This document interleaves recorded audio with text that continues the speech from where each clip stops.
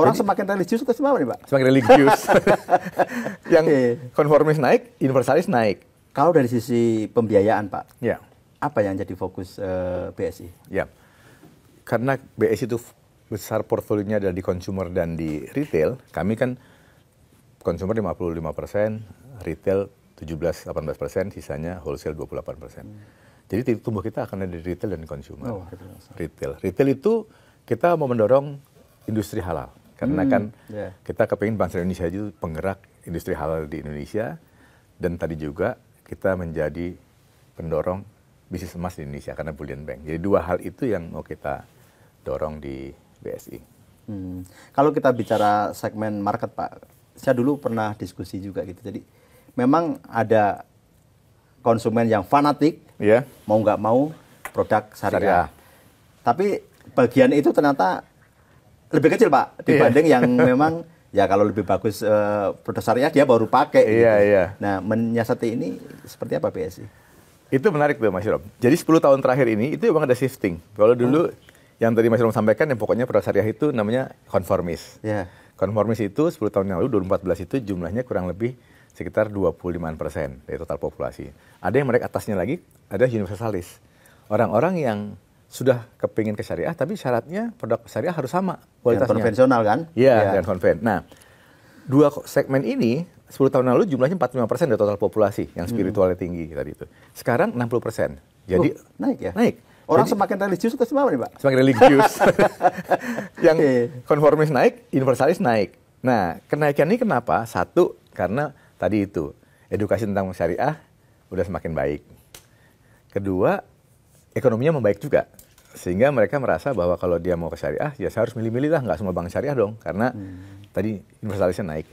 Yang ketiga ya udah mulai banyak juga bank syariah yang mereka lihat. Tiga hal itu yang membuat mereka juga mulai ada shifting. Nah itu yang kita sebagai sebuah peluang untuk kita bisa penetrate market itu. Karena spiritualitasnya meningkat, tetapi penetrasinya tadi kan inklusinya masih berbeda dengan literasinya. Gitu. Ada yang baru muncul juga nih, Pak. Bank syariah tetangga gitu ya, baru muncul gitu. Kalau Bapak itu justru, kalau saya melihat tadi ya, pendapat Bapak justru sebetulnya ini sesuatu yang positif ya. Masyarakat mempunyai lebih banyak pilihan, lebih banyak produk yang bisa dimanfaatkan ya mestinya ya. Jadi memang kami selalu melihatnya sebagai di angle yang positif. Karena kalau kita total kantor cabang bank syariah secara nasional itu kurang lebih jumlahnya 2.000 ya. Ya, 1.800 sekian lah, 2.000 lah kita bulatkan. Sementara kantor cabang bank konvensional itu di atas 22.000.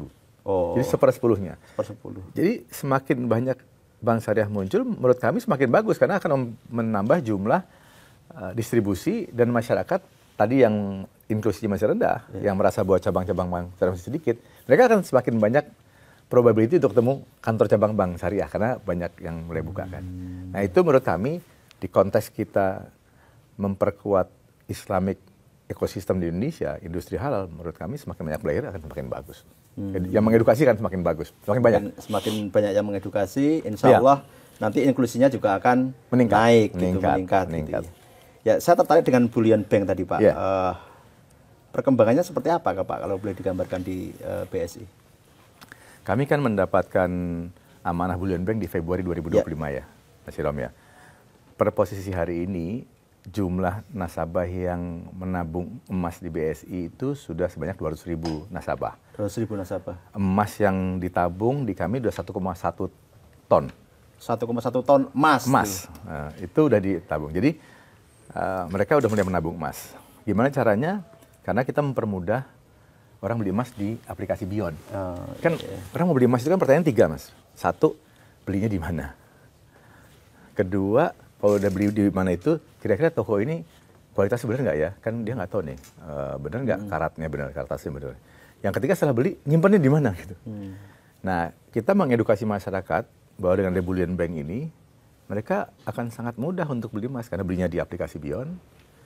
Kalau bicara karatasnya, ya insya Allah pasti sesuai karena ini bank yang jual, lembaga terpercaya. Yang ketiga, nyimpannya juga di bank juga. Nah, itulah sebabnya edukasi ini menjadi mudah diterima. Karena 3 pain point itu kita jawab gitu. Sehingga mereka, oh iya ya. Dan plus sekarang kita lihat sendiri harga emas naik terus. Jadi masyarakat, oh ya benar juga ya gitu. luar biasa. All time high terus harga emas ini belakangan, luar biasa.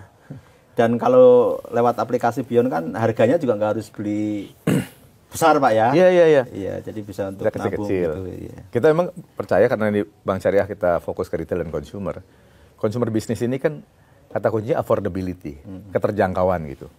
Kalau harga emas itu 1 gram 2.200.000, mereka bilang, aduh, saya nggak ada uang. Nah, kita bikin small ticket size 100.000.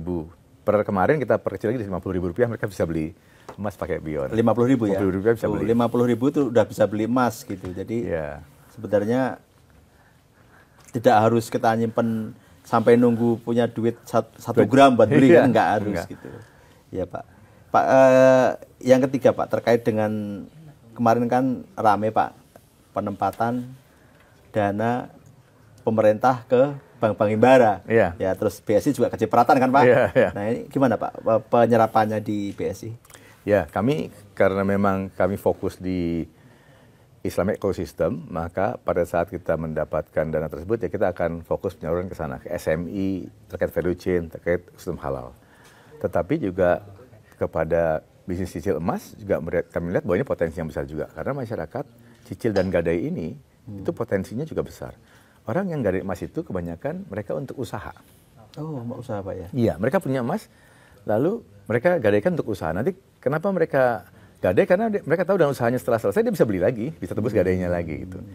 Nah jadi menurut kami di sisi SMI, sisi consumer yang tadi gadai dan cicil emas, itu juga punya impact yang baik kepada masyarakat. Jadi penyerapannya kita akan dorong ke arah retail dan consumer. Retailnya SMI, tadi value chain terkait ekosistem halal. Nah, consumernya tadi terkait dengan bisnis emas.